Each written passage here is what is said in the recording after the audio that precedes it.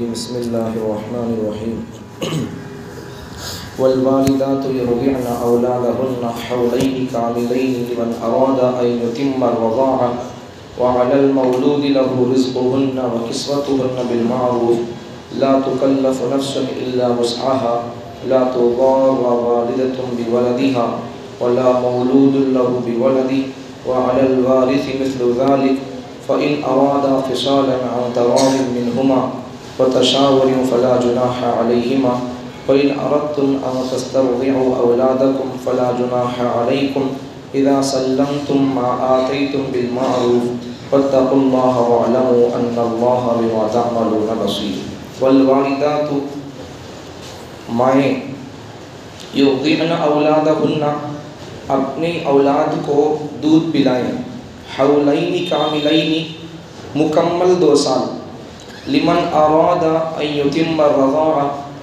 جس کسی کو دودھ پلانے کی مدت 2 سال اگر اسے پورا کرنا چاہے تو کر سکتے ہیں وعلی المولود له اور جس کا بچہ ہے مطلب باپ کی یہ ذمہ داری ہے رزقهن وکسوتهن اس کے بچے کو دودھ پلانے والی کو عورت کو بیوی کو اس کی روزی کا انتظام کرے رزقهن وکسوتهن اس کے کپڑے کا انتظام کرے بالمعروف ٹھیک طریقے کے ساتھ لا تکلف نفس الا وسعها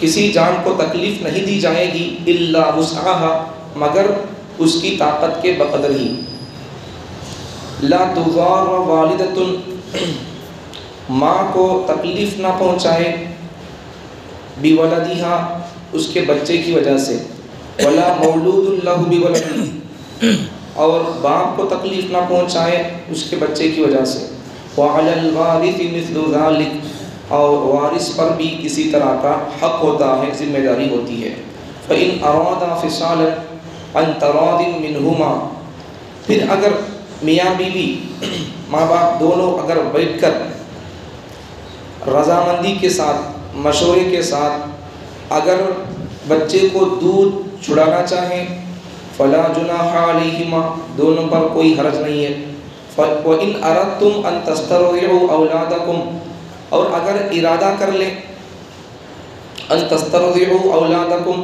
اپنی اولاد کو دودھ پلانے کا نہیں پلوانے کا کسی کو بچے کو دے کر دودھ پلانے کا فلا جناح علیکم کوئی حرج نہیں ہے اذا سلمتم اپنے بچے کو جب تم اپنے بچے کو ان کے سپرد کر دو جن کے پاس سے دودھ پلانا ہے ما آتیتم بالمعروف اگر ان کو کچھ دینے کا ہدیہ وغیرہ طے کیا ہے تو اسے اچھے طریقے سے ادا کرنا چاہیے واتقوا اللہ اللہ سے ڈرو واعلموا اور جان لو ان اللہ بے شک اللہ تعالیٰ بما تعملون بصیر تمہارے کاموں کو دیکھتا ہے جو تم کرتے ہو اللہ اس سے واقف ہے دیکھتا ہے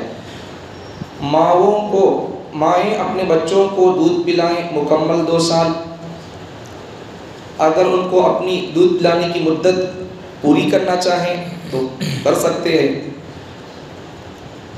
باپ پر یہ ذمہ داری بنتی ہے کہ وہ دودھ پلانے والی عورت ماں بیوی کی کھانے کا انتظام کرے کپڑے کا انتظام کرے ٹھیک طریقے کے ساتھ کسی بھی جان پر اس کی طاقت سے بڑھ کر بوجھ نہیں ڈالا جائے گا جتنا وہ برداشت کر سکتا ہے اتنا ہی شریعت کی طرف سے بوجھ ڈالا جائے گا ذمہ داری دی جائے گی ماں کو تکلیف نہ پہنچائے اس کے بچے کی وجہ سے اور باپ کو تکلیف نہ پہنچائے اس کے بچے کی وجہ سے وارث پر بھی اسی طرح کا حق ہے اگر ماں اور باپ میاں بیوی دونوں اگر رضامندی کے ساتھ مشورے سے اگر بچے کو دودھ چھڑانا چاہیں تو کوئی حرج نہیں ہے اگر اپنے بچے کو دودھ کسی اور کے ذریعے سے کسی عورت کا دودھ پلانا چاہیں پلوانا چاہیں اپنے بچے کو تو کوئی حرج نہیں ہے جب اپنے بچے کو دے دیں دودھ پلانے کے لیے سپرد کر دیں تو ان کے لیے جو معاوضہ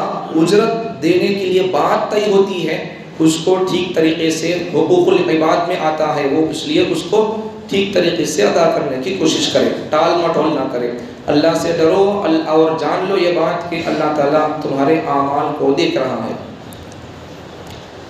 اس میں پہلی بات مائیں اپنے بچوں کو دودھ پلائیں مکمل 2 سال دوسری بات، اگر دودھ پلانے کی مدت پوری کرنا چاہیں تو کر سکتے ہیں۔ تیسری بات، باپ پر یہ ذمہ داری ہے کہ وہ دودھ پلانے والی عورت ماں بیوی کے کھانے کا انتظام کرے، کپڑے کا انتظام کرے معروف طریقے سے۔ چوتھی بات، کسی جان پر اس کی طاقت سے بڑھ کر اس پر بوجھ نہیں ڈالا جائے گا، جتنی اس کی طاقت ہوگی اتنی ہی اس کو ذمہ داری دی جائے گی، حکم دیا جائے گا۔ پانچویں بات، ماں کو اس کے بچے کی وجہ سے تکلیف نہ دے، باپ کو اس کے بچے کی وجہ سے تکلیف نہ دے۔ چھٹی بات، وارث پر بھی اسی طرح کا حق ہے۔ ساتویں بات، ماں اور باپ دونوں اگر آپس میں رضامندی کے ساتھ مشورے سے بچے کو دودھ چھڑانا چاہیں تو کوئی حرج نہیں ہے۔ آٹھویں بات، جب اگر ارادہ کر لیں اپنے بچے کو کسی عورت کے ذریعے سے، ماں نہیں، ماں کے علاوہ کسی اور عورت سے دودھ پلوانا چاہتے ہوں تو اس کی بھی گنجائش ہے، اجازت ہے، کوئی حرج نہیں ہے۔ نویں بات، جب دودھ پلانے کے لیے، جس کا دودھ پلانے کے لیے سوچے تھے، اگر جب اس کو سپرد کر دیں دودھ پلانے کے لیے تو پھر کچھ معاوضہ اگر طے ہو جائے، دیکھو تمہیں دودھ پلائے تو ہمیں تمہارے کو اتنا معاوضہ دیں گے، اجرت دیں گے، پیسے دیں گے، تو وہ اپنی وہ طے کیا ہوا معاوضہ اجرت پورے اچھے طریقے کے ساتھ دینے کی کوشش کرے، اس میں ٹال مٹول نہ کرے۔ 10ویں بات، اللہ سے ڈرو اور جان لو کہ اللہ تعالیٰ تمہارے اعمال کو دیکھ رہا ہے۔ تو اللہ کا کلام کا انداز بھی بڑا بہترین ہے۔ دیکھو 2-3 صفحے پیچھے جائیں گے تو آپ کو بات سمجھ میں آ جائے گی، اللہ پہلے کیا بیان کیے، کیا بعد میں کیا بیان کیے، ترتیب سے اللہ بیان کرنی باتیں توجہ سے اگر سنیں گے یا قرآن رکھ کر دیکھتے ہوں گے تو بات سمجھ میں آ جائے گی۔ پہلے اللہ کیا مسئلہ بیان کرے، شادی کس سے ہوتی کس سے نہیں ہوتی، اللہ یہ بیان کیے، اس کے بعد پھر اللہ کیا مسئلہ بیان کیے، اس کے بعد پھر اللہ حیض کے مسئلے بیان کیے، شادی ہو گئی تو پھر کب کیا کرنا ہے، کس حالت میں محبت کے تعلقات قائم کرنا ہے، وہ اللہ بیان کیے، پاکی اور ناپاکی کے احکام بیان کیے۔ پھر اس کے بعد میاں بیوی کے آپس کے چھوٹے موٹے جھگڑوں سے ایسی قسم نہیں کھانا، ویسی قسم نہیں کھانا، یہ اللہ احکامات بیان کیے۔ پھر اس کے بعد اللہ تعالیٰ نے طلاق کے مسائل بیان کیا، بن نہیں ہو رہا، ان بن بیچ میں ہو رہی ہے، چپکے چپکے لڑائی جھگڑے ہو رہی، تو اس وقت میں مرد کو اگر اختیار ہے طلاق کا تو اختیار طلاق کا ہونے کے بعد ایک دم 3 دے سکتا ہے یا 1 دینا چاہیے، وہ اللہ احکامات بیان کیا۔ پھر اس کے بعد میں اللہ تعالیٰ نے مزید اور احکامات طلاق کے بیان کر کے اگر 3 طلاق دے دیا تو اس کے لیے کیا کرنا پڑے گا، حلالہ کرنا پڑے گا، وہ مسئلہ بیان کیا، پورے مسئلے یہاں تک ختم ہو گئے۔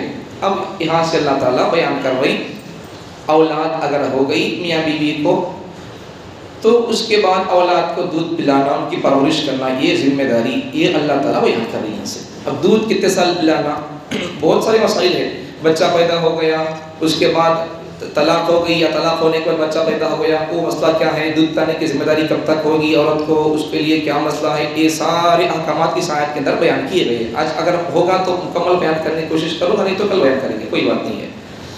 تو میاں بیوی اولاد ہو گئی، اولاد ہونے کے بعد شرعی اور قرآنی احکامات اور آیات کے مطابق دودھ پلانے کی ذمہ داری اور مدت 2 سال ہے۔ والوالدات یرضعن اولادہن حولین کاملین، مکمل 2 سال تک دودھ پلائے، 2.5 سال تک بھی دودھ پلانے کی اجازت ہے، 2.5 سال تک بھی۔ ابھی یہاں ایک مسئلہ بھی یاد رکھو، یہ جو دودھ پلانے کی بات ہو رہی ہے 2 سال، اس سے جنوری فروری یہ مہینوں کا اعتبار نہیں ہے، اردو مہینوں کا اعتبار ہے، اسلام مہینوں کا اعتبار ہے، محرم، صفر، ربیع الاول، ربیع الثانی، جمادی الاول، جمادی الثانی، رجب، شعبان، رمضان، شوال، ذی القعدہ، ذی الحجہ، یہ یاد رہنا ایسا جنوری سے دسمبر تک کیسے یاد رہتی نہیں مسلمانوں کو، ویسا اسلامی مہینے یاد رہنا بھائی، سمجھ میں آ رہی بات۔ ایک مرتبہ جمعے میں بول دیا تھا یاد کر کو سناؤ، ایک بندہ آ کر سنایا، سلام ہے اسے، دوسرے لوگ ایسے ہی چپکے جاری ڈھنگلے کو یاد کرنا بھائی، ہماری باتیں، ہماری احکامات، ہمارے اسلام کے مہینے ہمارے کو یاد نہیں تو پھر کیا فائدہ بولو۔ ہمارے پوری عبادتیں چاند کے مہینوں سے شروع ہوتے سو، نماز وغیرہ بھی اور روزے، زکوٰۃ وغیرہ کے احکامات بھی ہمارے سورج کے اعتبار سے نہیں ہے، اسلامی چاند کے اعتبار سے ہے۔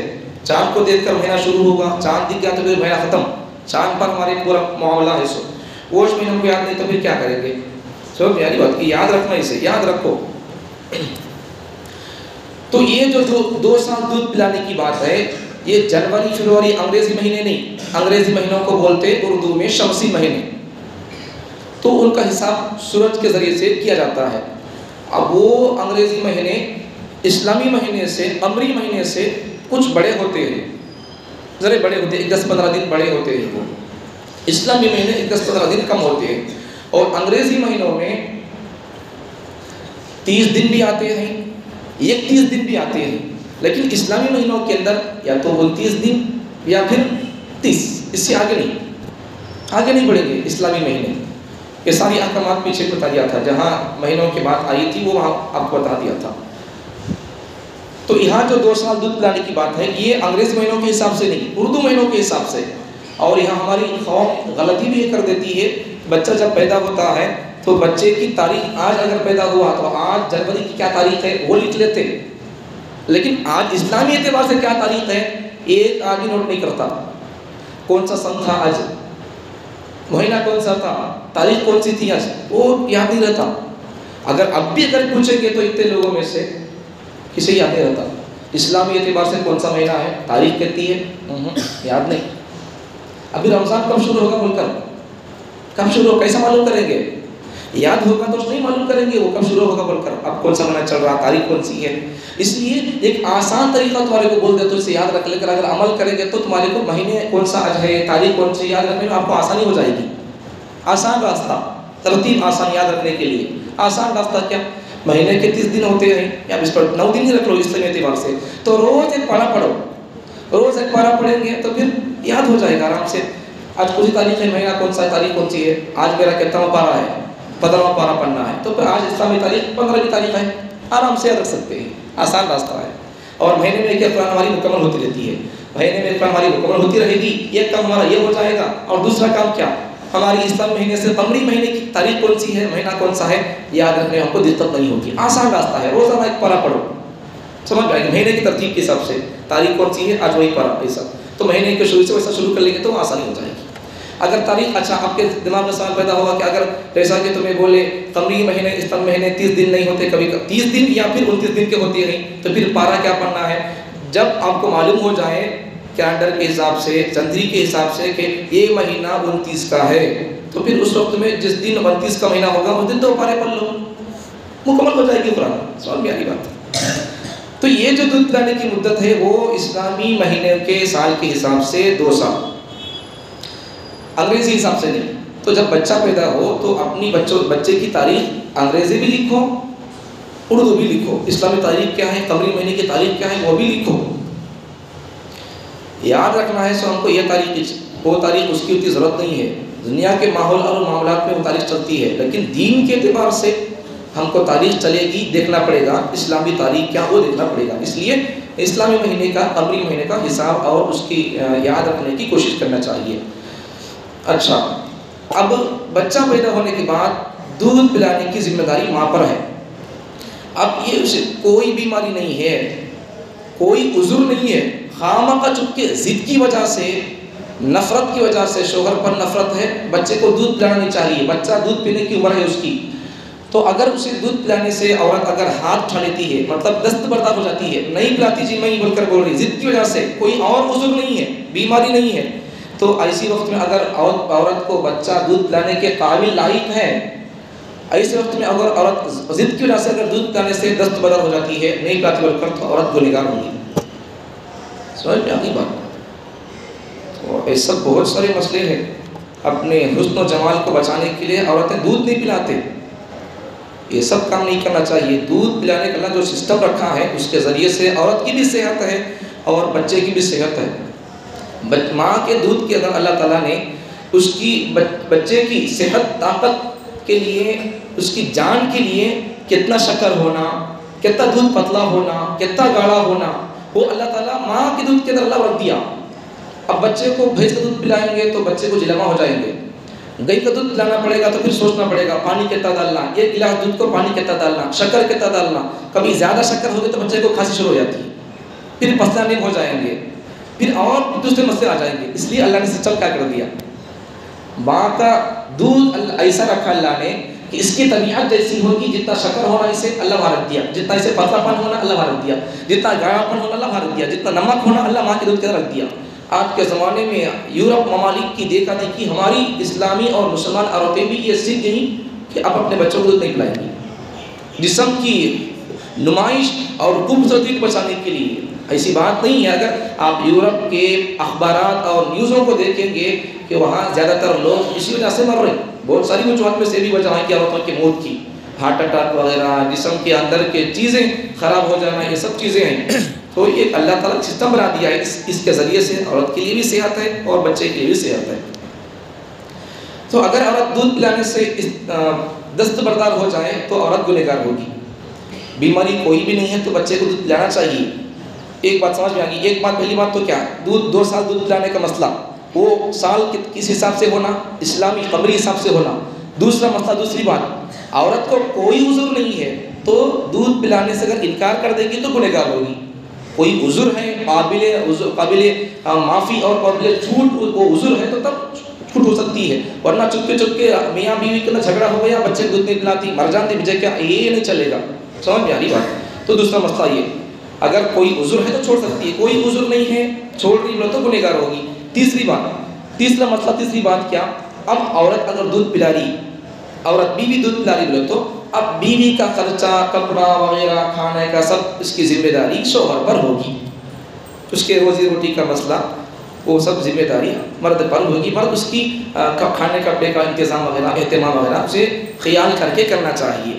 اسے اس وقت میں کیا ہونا چاہیے، کیا کھائے تو دودھ آئے گا، وہ ساری چیزوں کا اہتمام کر کے کھلائے پلائے، اس کی ذمہ داری شوہر پر ہوتی ہے.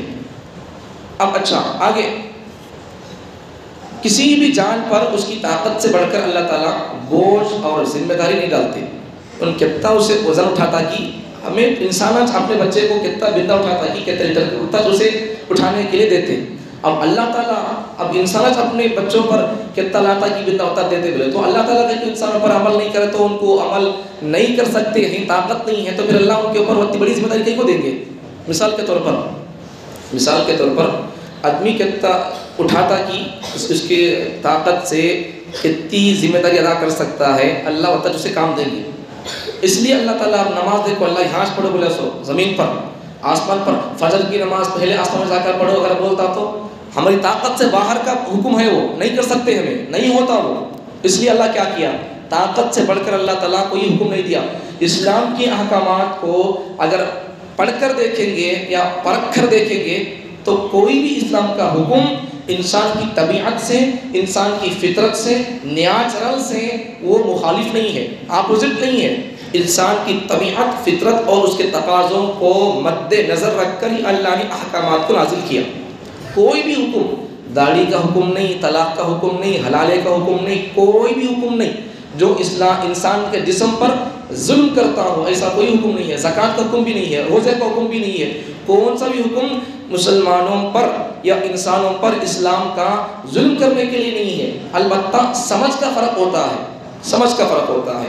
زکوٰۃ کا حکم بھی انسانوں پر بوجھ اور ظلم نہیں ہے. اس کے ذریعے سے انسان کے یہ 2.5% نکلنا ہے. زکوٰۃ بھی پورا مال اٹھا کر کما کر دینا نہیں ہے. اگر اللہ دیو بولتا تب بھی کوئی بات نہیں ہے. انصاف وہی 600 ان پیدا کیا، ان طاقت دیا، ان کمانے کا اللہ تعالیٰ سسٹم بنا دیا، دماغ دیا، عقل دیا، طاقت دیا، اس کے برکت سے کما رہی بولے تو اس کا حق یہی ہے کہ ہم اس کے نام پر پورا خرچ کر دیں.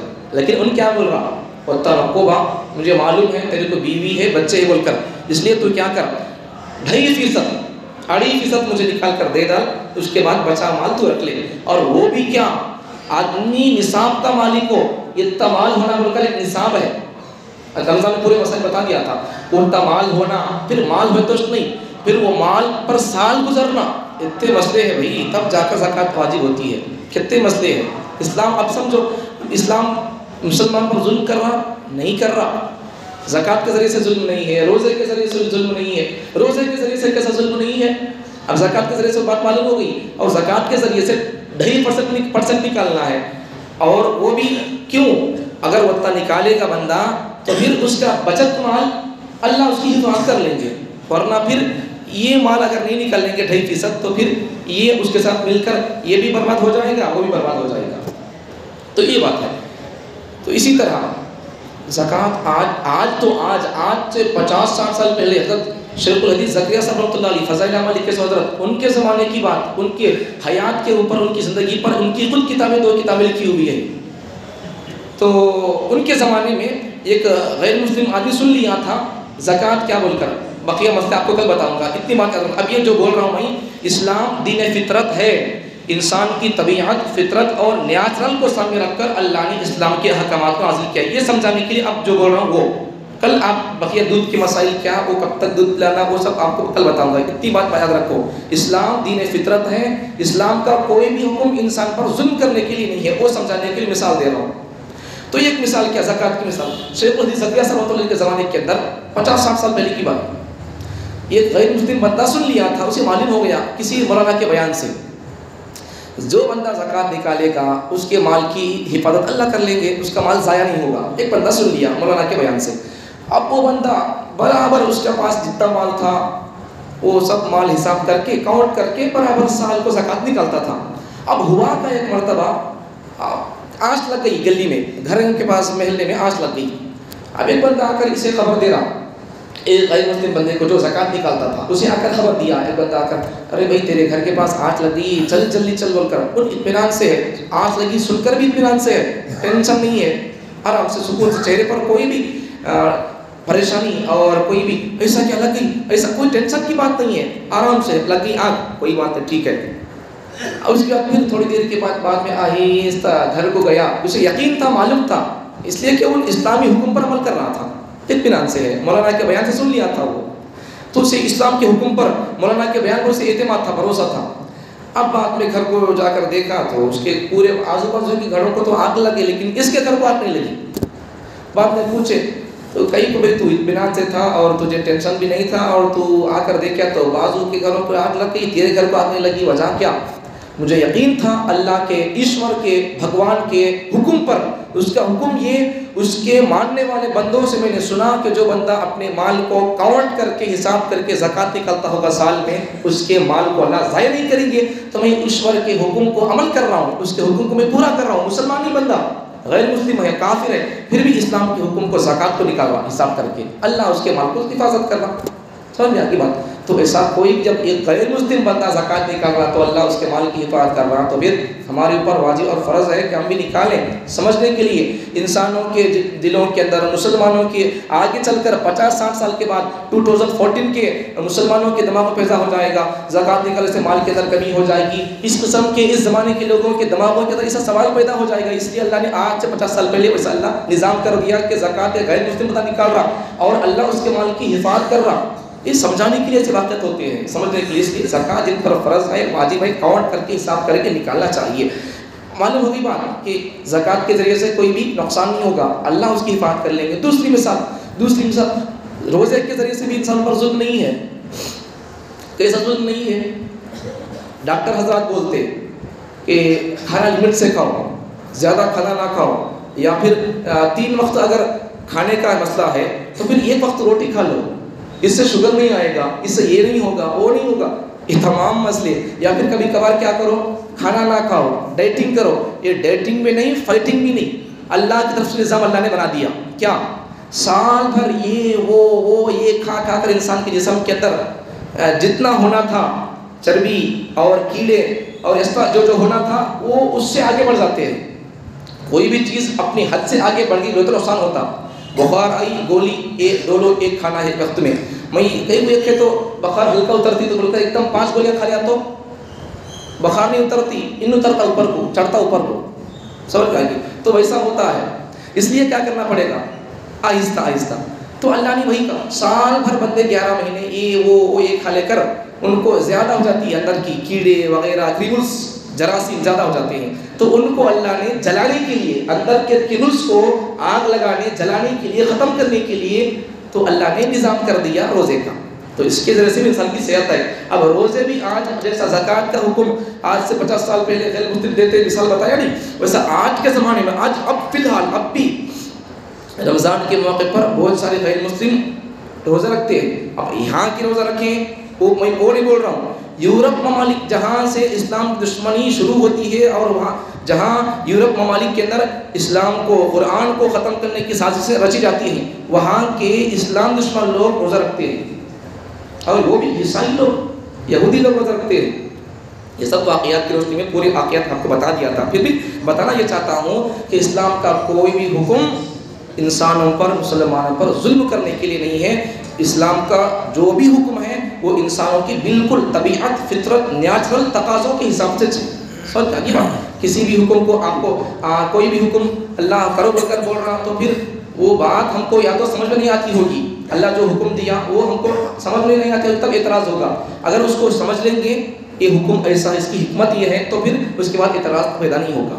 تو بات خلاصہ سمجھ میں آ گئی بات کہ اسلام کا کوئی بھی حکم انسان پر ظلم کرنے کے لیے نہیں ہے. اب یہ داڑھی بھی بولے تو داڑھی کے ذریعے سے بھی کوئی نقصان نہیں ہے، داڑھی کے ذریعے سے نقصان نہیں. یہ بھی بتا دیا تھا میں، صرف یہ داڑھی نہیں، سامنے کی داڑھی، اس داڑھی کے ذریعے سے انسان کے اندر جو کرملز، جراثیم اندر گھستے ہیں، اس کو اندر گھسنے سے یہ داڑھی پکڑ لیتی ہے. یہ سائنسی فائدہ دیکھو کتنا بڑا فائدہ ہے. یہ داڑھی ہے نہیں، یہ داڑھی سامنے کی، یہ سامنے کی داڑھی اندر کرملز گھسنے سے پکڑ لیتی ہے. کتنا بڑا فائدہ ہے. اب رکھو داڑھی، پھر فائدہ ہوگا، جراثیم اندر نہیں گھسیں گے. رکھو داڑھی، پھر کتنا بڑا فائدہ ہے. ایک فائدہ تو یہ، اور ایک فائدہ یہ اگر داڑھی ہوگی تو اس کی نسل کے اندر بچے مرد پیدا ہوں گے. داڑھی نہیں ہوگی، اگر آدمی 7 نسل تک آدمی اگر داڑھی منڈاتا تھا، انہوں منڈاتے تھے داڑھی، ان کے بابا دادا انہوں منڈاتے تھے، ایسا 7 نسل تک اگر داڑھی منڈاتے ہوں گے تو 7ویں نسل نامرد پیدا ہوگی.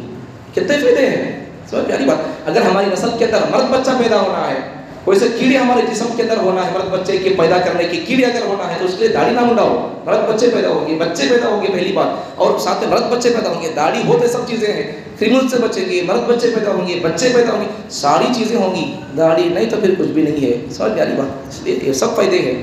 اب سمجھ میں آ گئی بات. خلاصہ نتیجہ رزلٹ کیا؟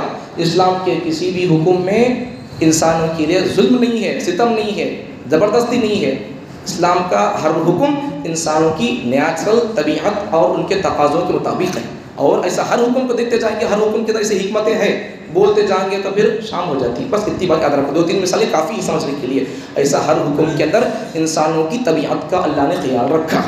سمجھ میں آ گئی. اللہ تعالیٰ مجھے اور آپ کو قرآن مجید کو، اسلام کو سمجھنے کی توفیق عطا فرمائے، اسلامی احکامات کو اور اسلامی اللہ تعالیٰ کے مرضیات کو اپنی زندگی کے اندر جگہ دینے کی توفیق عطا فرمائے، اپنانے کی، اختیار کرنے کی توفیق عطا فرمائے.